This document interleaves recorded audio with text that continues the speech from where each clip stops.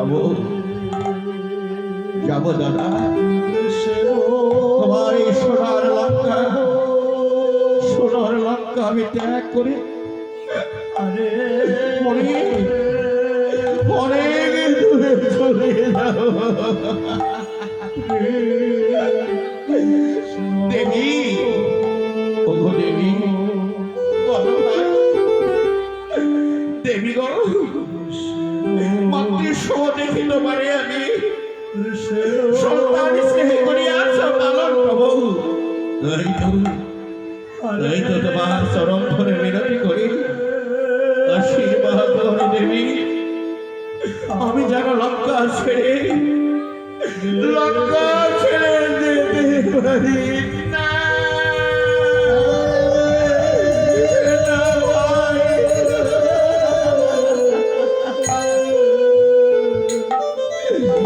দেবী গো, তোমার কাছে আমার একটি বিনতি দেবী, আমার সরমাকে তুমি দেখো, সরমাকে তুমি অগ্নি স্নেহে পালন করো দেবী।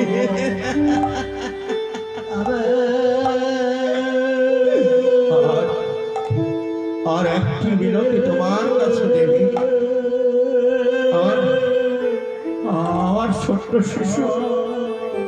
আমার ছোট্ট শিশু এই ধরনী তাকে তুমি সন্তান পালন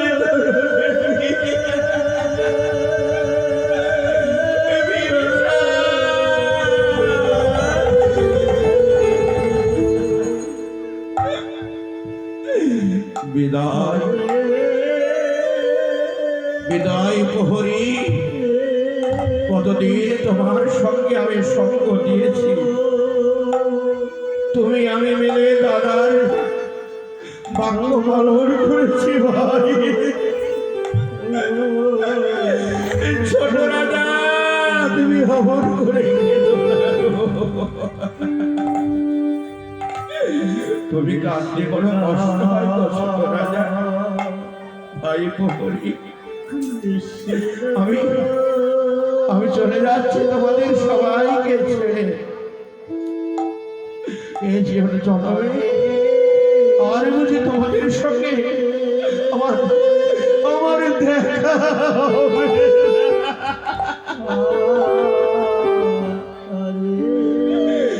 না? না ছোট রাজা, তুমি ছেড়ে দিও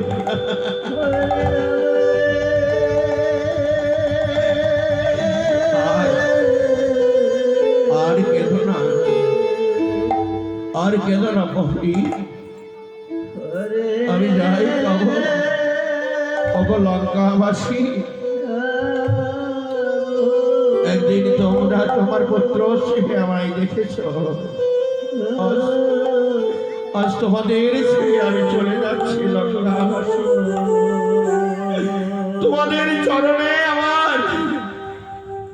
আমার শতকোটি প্রণাম, তোমরা আশীর্বাদ করো, আমি যেন তোমাদের লঙ্কা ছেড়ে দাদার আদেশ আমি পালন করতে পারি।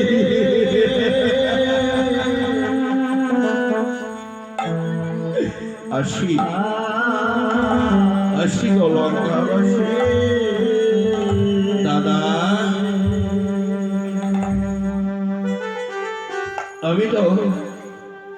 আমি তো বংশের গোলাকার, তাই তো দাদা? অদূর থেকে প্রণাম করি তোমায়, তুমি আশীর্বাদ করো, তুমি আমার পিতৃ সম, তোমার বাক্য যেন আমি পালন করতে পারি না।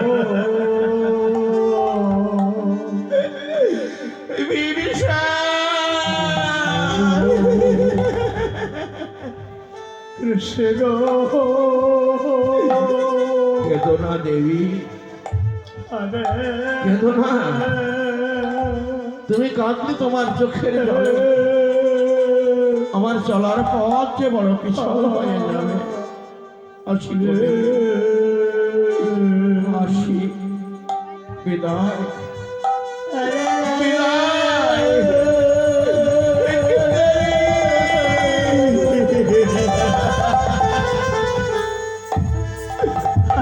কাছে চলে গেল,